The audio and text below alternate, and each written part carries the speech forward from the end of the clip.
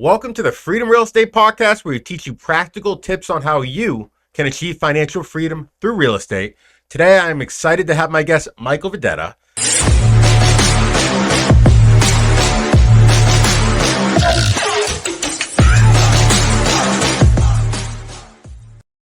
Michael Videtta started in real estate with a house hack, moved his way to commercial property, built a successful painting company to help his vertical income. And then now he's an investor-focused agent, also while building his also while building his portfolio. So he has quite the story, and I'm looking forward to hearing it. How you doing today, Mike? Very good, Andrew. Thank you for having me on. Cool.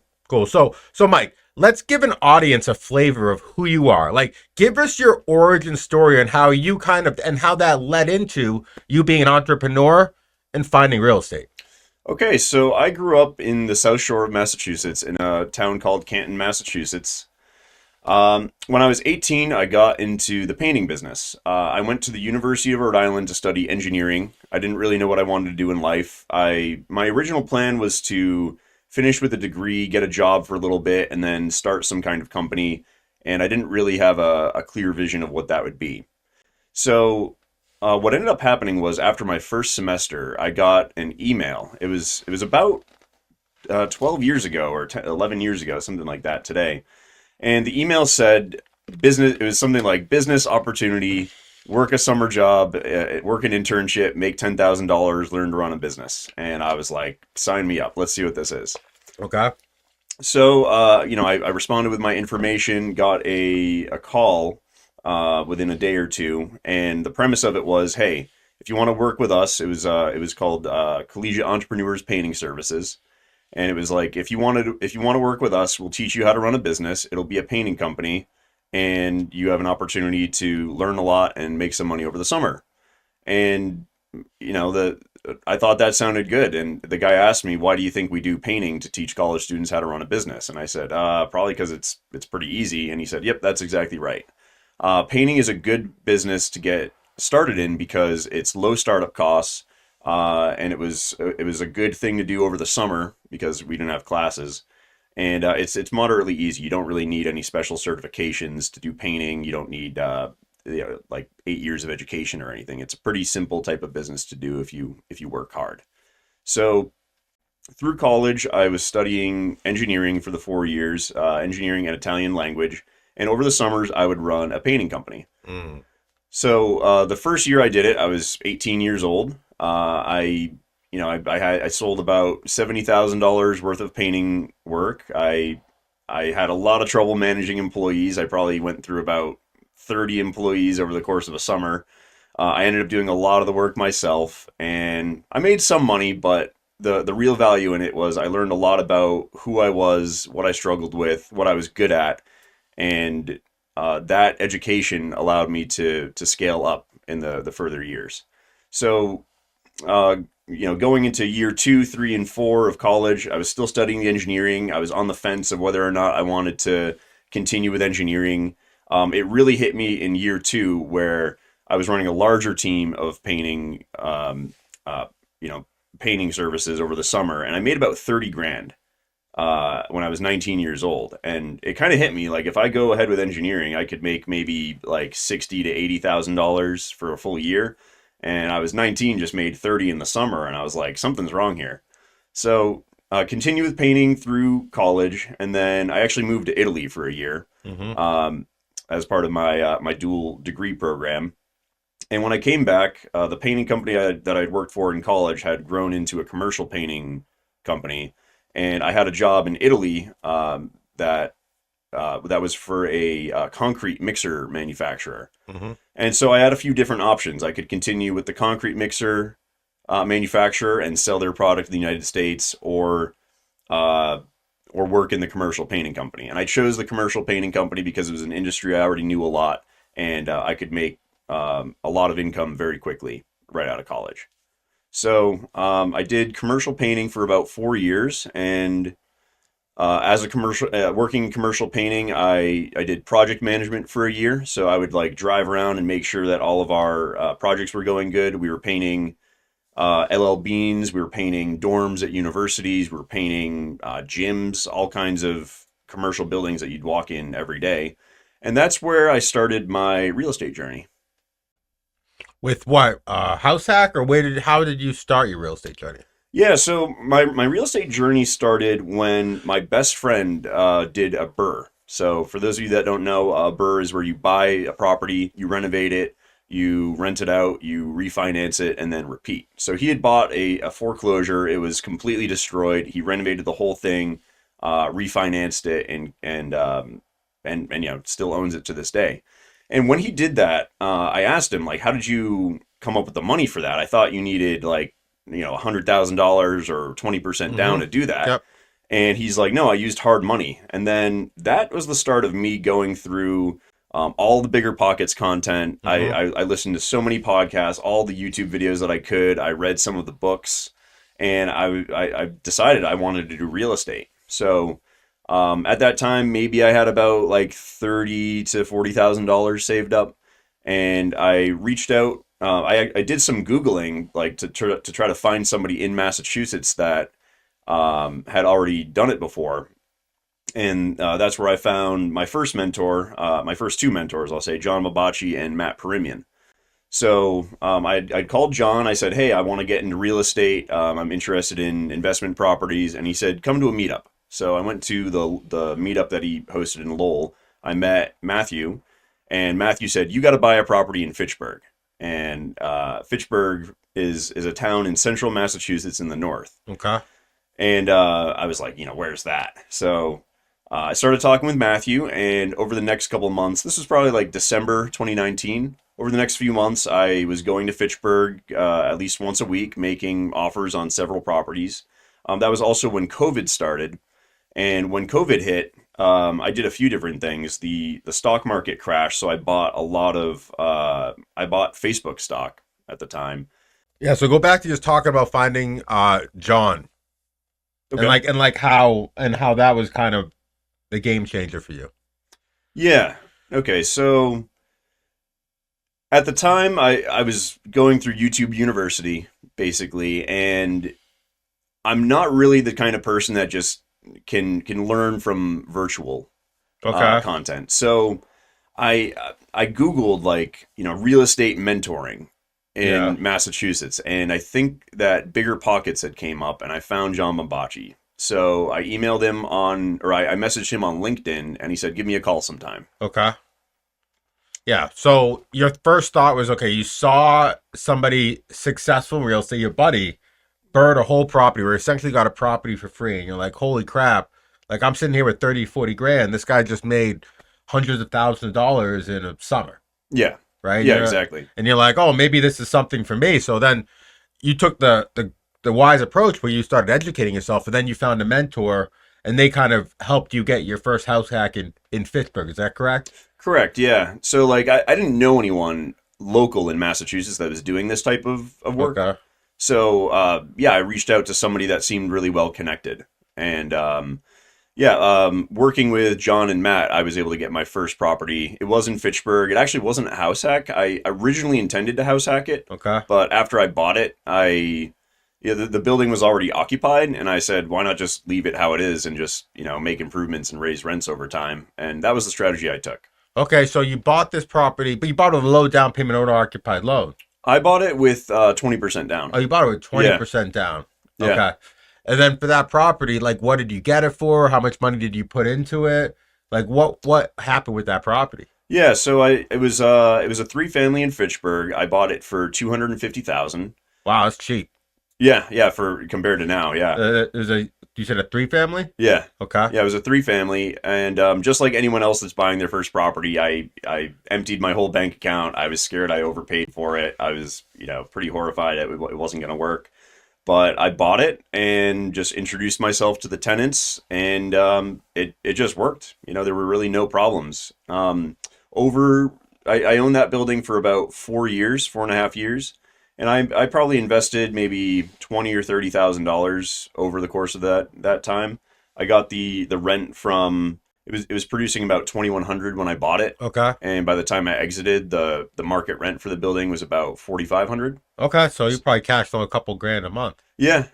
And then I sold it this year for more than double what I paid for it. We sold it Wow. for, I think it was about 535,000. Holy moly. So Yeah. you brought, so let me get this straight. You brought like 50 grand of this property, you probably put like 30, 40 into it. Yeah, yeah, Okay. over a period of time. It Sure. wasn't like all at once. And then in a couple years, that money essentially turned to like 250, 300. Yep, exactly. Wow, that's an incredible return. Yeah. Yeah, and then after owning that building for about a year or two, I was like, I want to buy more buildings. So real estate was going up. I took out a Mm, HELOC. The HELOC was about 50,000, and okay. then I used that to invest in a series of four properties in Gardner with John and Matthew. Yeah, well, I think the unique approach you took there was rather than being the money person, because every real estate people bring different attributes to any deal. You could be, you could bring the time, the money, the expertise, and what you ended up bringing was the hustle, right? In the form of finding deals, right? You ended Exactly. up finding what all of those deals for that group, right? Yeah. Yeah, I found like four or five of those buildings. Okay, and they were commercial property in Gardner, or what were they exactly? Yeah, they were commercial real estate buildings, so more than 5 units. The first one was an 8 unit, and then it was a 5 unit, another 5 unit, and then we started going after portfolios Okay, in the town. okay. So that's quite the jump going from 1 3 unit to buying 20 something units, commercial property in a completely different market. Yeah. Like, what are some challenges or hurdles you face with making that transition from residential to commercial and buying, larger portfolios? Yeah, so it's a little bit different when you're dealing with the 5 unit plus buildings.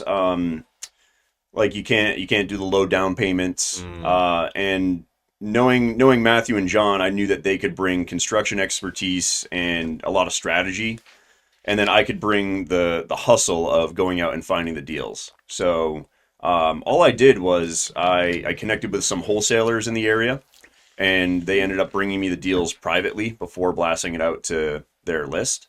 And then I started just cold calling and cold texting other owners in the area that had commercial properties. yeah, so more or less you decided to go direct to seller, right? And you found different marketing channels besides the MLS that provide you better deals in the form of talking with wholesalers, in the form of cold calling these owners, Exactly. right? So yeah, I mean that's great. That's a great strategy for working with you know, um, working with experienced people is bringing them deals, right? Um, so in hindsight, after doing those deals, what would you have done differently for those commercial properties, even your first property? Like in hindsight 2020, like what actions would you have taken differently? Yeah, if I could go back, I would have bought more properties. Okay, Yeah, so I bought the first one. That was going well. It was like I walked into the building, and it wasn't like cash flowing immediately, but it sure. was it was doing okay. And I was brought some other deals in Fitchburg privately, and I didn't close on them. At one point, a banker had kind of scared me. Hmm. Yeah, I had one under contract, and a mortgage officer was like, "It's starting to feel a lot like 2006 again," and it kind of shook me up. And I look back, and it's like I should have just bought all the buildings. And also not being afraid of not having the cash. Like I dumped all my money into the first property, and I think by finding deals and then reaching out to people that do have cash that want to invest, I could have been more strategic and put more deals together. Yeah, so more or less, you didn't you read Rich Dad Poor Dad, right? Yeah, Yeah, one of my favorite lines in there was like ignore the noise. Like you didn't ignore the noise. You let the noise convince you to take a different path than what you knew probably was the right path. exactly. Yeah, I said, okay, I got one property. I'm gonna chill for a little bit, stack up some more cash, and then buy the next one. But I should have just closed on the deals that were brought to me.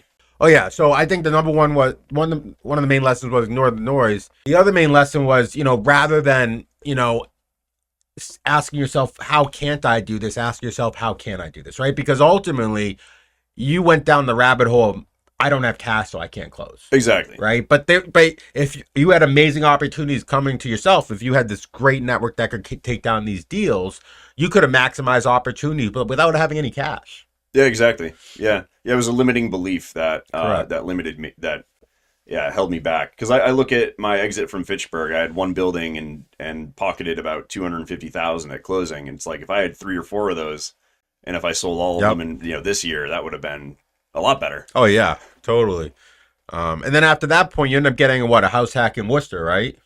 Yeah, so I did the first building in Fitchburg, and then I bought the buildings in Gardner with John and Matt. Okay. And Do you still have those today?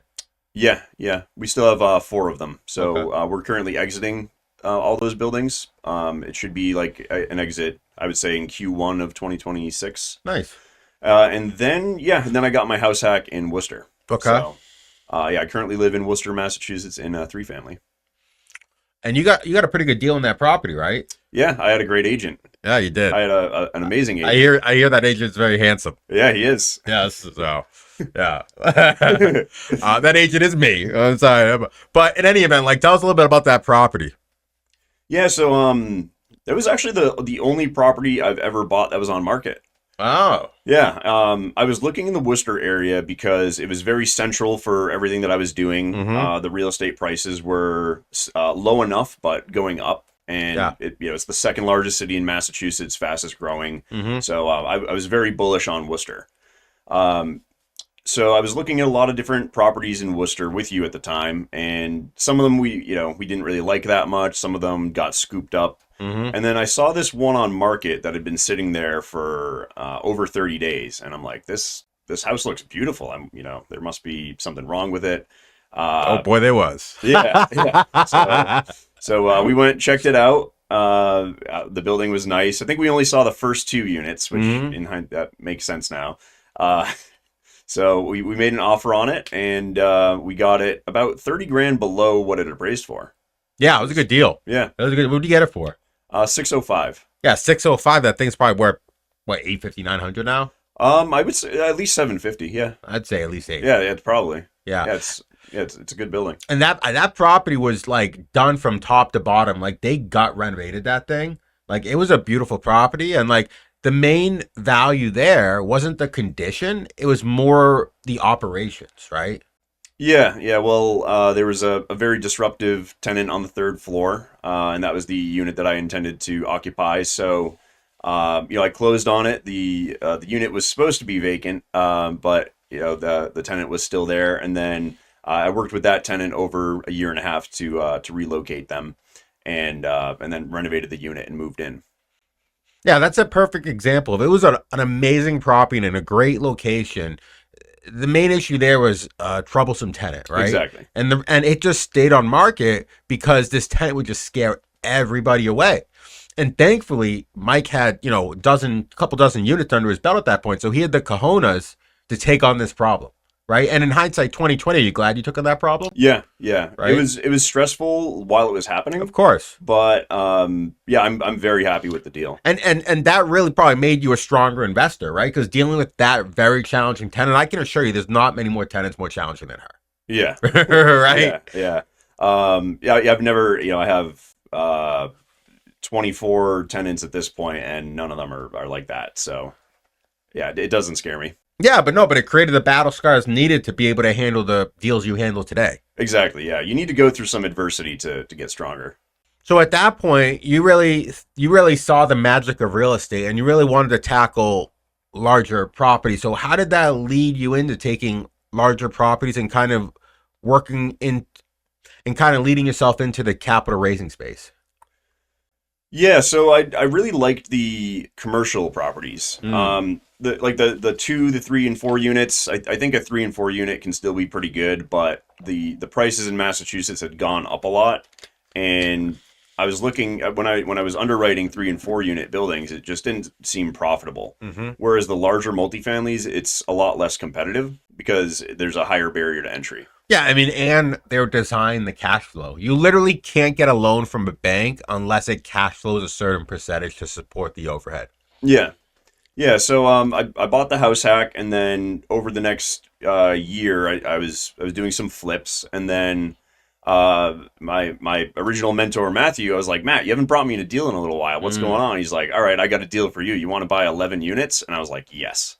Nice. So it was a property in Athol. It was the landlord was kind of like an older guy, contractor type. The building had a lot of neglected maintenance, and the asking was like 935, and I'm like, I don't have 200 grand to put down. Mm-hmm. So I reached out to somebody that I knew that had 200 grand, and I said, hey, would you be down to partner on this? So we underwrote it, presented it to the investor, and he said, yes, let's do it.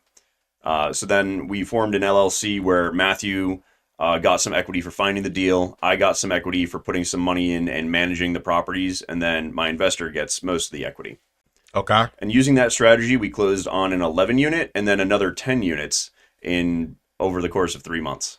Wow. So at this point, you're up to how many units? What, 30, 40? I'm on the mortgage for 24. 24. Wow. Yeah. Wow. That's incredible.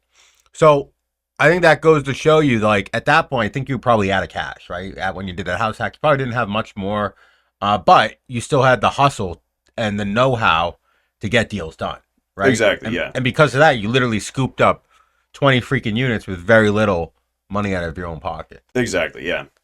Yeah, and then around that point, I had also left my W-2 job. So instead of saying I can't buy properties now because I can't show W-2 income or have pay stubs, I just had to get really creative with it. Yeah. So, yeah. I mean, like, I think this goes to show you, like, the reason why I have found success is because I know there's always a solution to any problem. I know that for a fact, right? And most people, they figure out why they can't do it before they even think of how can they do it.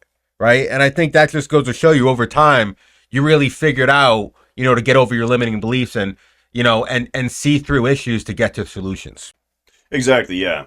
The more you tell yourself you can't do something, like that little voice in your head, it's just creating reality. Whereas if you just flip that and try to find the solution, you'll always find it. And especially in real estate, because every one of these problems has already been solved. Oh my God. Yeah, totally. Totally. And I can guarantee you, Mike, if you run across any dilemma in real estate, you call me, I will have a solution. Most likely, because I've ran across it before. Right.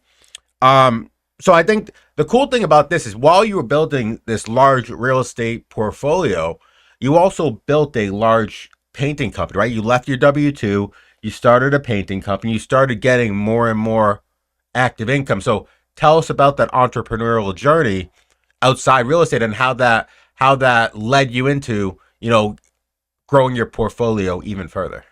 Yeah, so like I said, my W-2 was a project manager and sales representative for a commercial painting company. And at some point I decided to leave because I just wanted to focus on my own businesses and just the certain lifestyle that comes with that. So I partnered with a friend that had a very small painting company, a house painting company. So it was different from commercial. And he was really good at running the crews. Like he knows how to work with the labor. He's really good at painting. He's very efficient. Operations Exactly. guy. Yeah, very good operationally. And then I am not the best painter. I mean, I can paint. I'm Sure. pretty slow, but it's not the best use of my time. So I said, I'll help you get jobs as long as I don't have to touch a paintbrush. So you helped them get jobs. Did you also do all like the back end administrative stuff? No. So it was three partners. It was my partner Yuri was running the crew, and then his wife was doing like the bookkeeping and payroll and everything. And then all I was focused on was finding more jobs. Finding more jobs. So it sounds like these skills translated into real estate by you being able to find more and more deals. Exactly. Right? It's the same exact skill set. Like you have some sort of lead generation. You have leads that come in, unqualified leads. Then you have some kind of a phone call with them or communication to qualify them. There's an appointment that you go to, whether that's to see a property or to go look at a project. Okay. And then there's a proposal creation. So like writing the quote for painting or calculating the offer in real estate. Presentation, nurturing, and then a close. It's the exact same funnel, same type of skill set. You just have to tweak it a little bit because of the different industries. So your skill set in business more centers around marketing, bringing people into the funnel, and sales closing versus actually kind of managing people and delegating and making sure things are running according to plan. Yeah, I'm a lot better at running sales teams and sales operations. I can run like the operations side, but it's not like I don't enjoy it as much. I don't really get like dopamine of like, oh boy, I just hired the plumber, for Yep. 8 grand. But I do get the dopamine of like finding more deals and Okay. helping people increase their income with sales. Sure. So So that, and I think that's probably leading into your career shift into becoming a full-time investor focused agent, flipper, investor. Is that correct? exactly. Yeah, so a little bit on that. Painting is a great business. I didn't leave. I actually left painting recently in November, and I didn't leave painting because it wasn't working. Okay. It was because real estate is a very similar skill set, and I felt that if I could focus on real estate, I could Sure. make more money, more income, and it's a bubble that I want to be in more. Yeah. So, and it's a small world in So, Massachusetts. So, so I mean, ultimately, it's like you're a fantastic marketer and salesperson. You should be selling higher ticket price items, exactly. right? Like, I mean, if you're a great salesperson, you're probably selling jets, but real estate's pretty good too. Not Yeah. gonna lie, and Yeah, and exactly. there's pretty expensive real estate out there as well.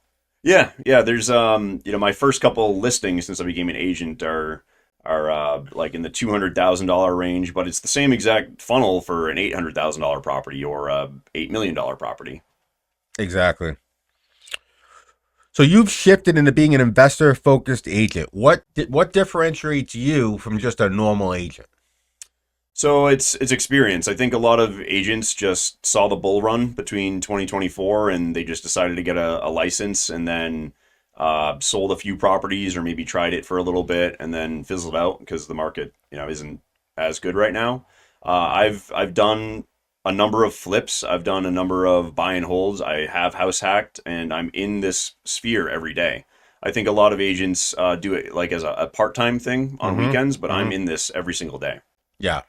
So what you really bring is you know, lead by example. You've done every one of these strategies, and you could really lead people down a successful path if they want to implement the same business plan. Exactly. Yeah, I've done most of the strategies in real estate. There's still a few I haven't done, but I've dipped my toes in most of them.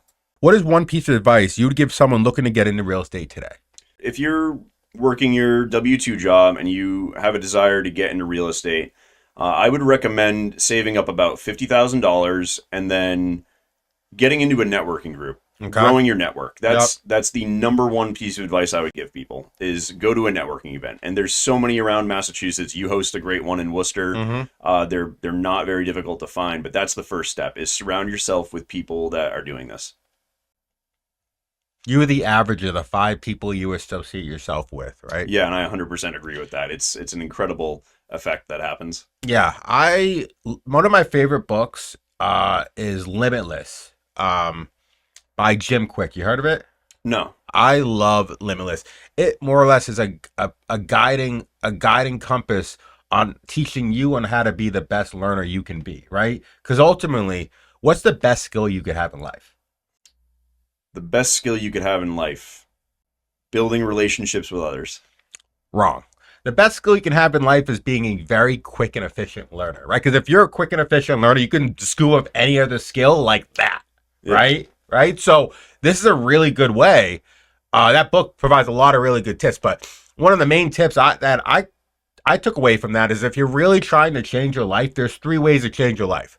The first way is have an epiphany.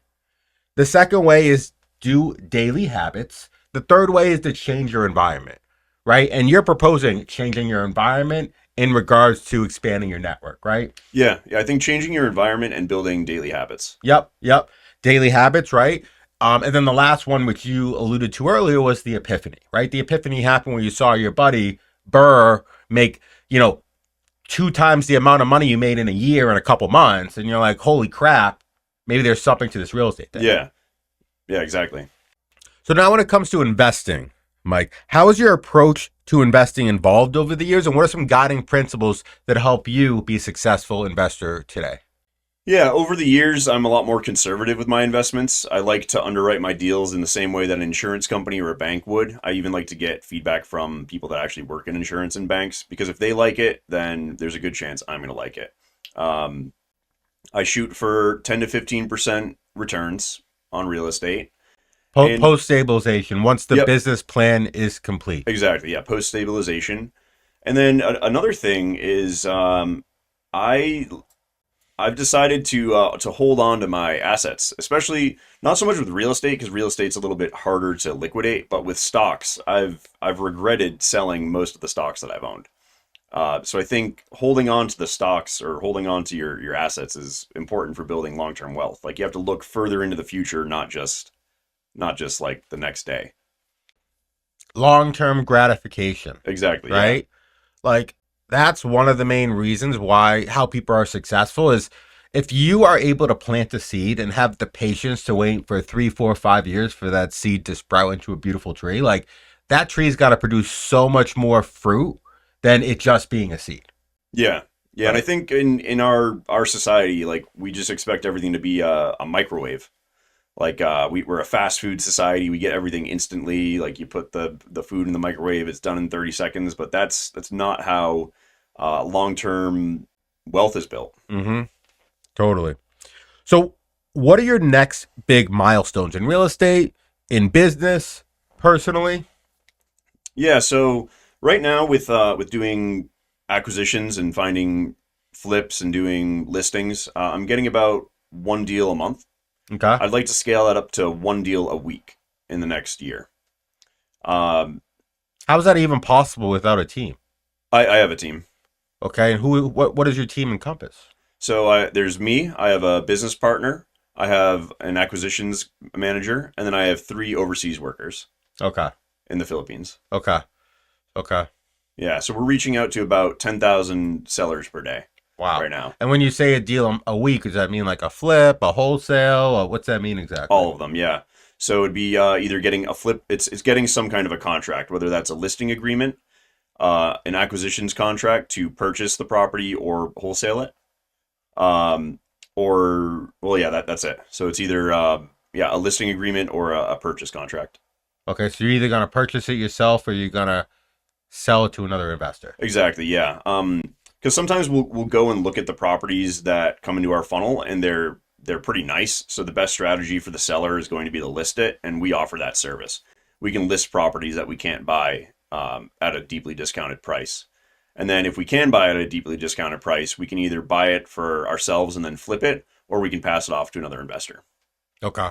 Yeah. Solid plan.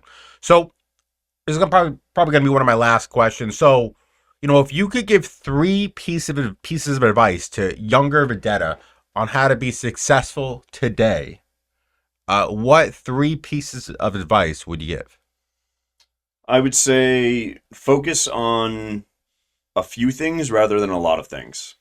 I think that one issue I've struggled with in the past is like trying to focus on too many different things. Mm, Like I'm gonna crush it in my W-2. I'm gonna grow a side business. I'm gonna buy all this real estate. I'm gonna go yep. to the gym. I'm gonna like have a vibrant social life. And if I'm trying to do 10 different things, I Hmm. end up not performing in any of them. So by picking two or three different things to focus on, I can get to like a 10 out of 10 in those. Yeah. Or you get like burnt out and you're like, I'm just gonna take a month vacation and just go completely from one side of the spectrum to another side of the spectrum, Yeah, right? yeah, exactly. So I would say focus in on a few different things that are important. Okay. Um, Shiny object syndrome. Yep, shiny object syndrome. I would avoid the shiny object syndrome. Another piece of advice that I would give would be to hang on to your assets. Okay. So, in particular, Hold yeah, hold. with the HOLD. Yeah, hodl. Oh, hodl, Hodl. hodl. Thank Yeah, you. because the amount of times I've like bought and sold Bitcoins, like if I just had held that from 2016, it'd be like so much nicer. Same thing with like stock. I mean, in 2020 when the stock market crashed, I bought a ton of stuff and I'm like checking it every day and like is it going up? Is it going up? And if I had just held those for a few years, like I'd have 4x my net worth right now. Yeah. Yeah. So yeah, I would say focus on a few things, hodl, and then take care of your body. Like take care of Mm, yourself. I've had a lot of different phases of like dialing in on the gym for a little while and then like falling off because I get busy. And I would just say prioritize your health because a strong mind, a strong business comes from a strong mind, and a strong mind starts with a strong body. totally. 100% agree. And for our audience, give our audience three fantastic book recommendations that changed your life. Yeah, Rich Dad Poor Dad. Mm, The 4 Hour Work Week. Yeah. That was one of my biggest inspirational books. It teaches you how to automate a business or put you Hmm. in the mindset of automating a business so you can live the life that you want. And then Think and Grow Rich. Yeah. Those are three great recommendations. Mind if I throw a fourth one in? You're welcome to. Go ahead. How to Win Friends and Influence Oh, People. okay. Yeah, Little bonus book. yeah, bonus book. That one taught me one of the most important things for being conversational, which is you want to talk to people about what they want and how they can get it. Absolutely. Absolutely. So for our audience, tell them where they can find out more about this beautiful person, Michael Videtta, and how, if they want have any properties to sell for him, or if they want to list any properties, where they can reach out to you.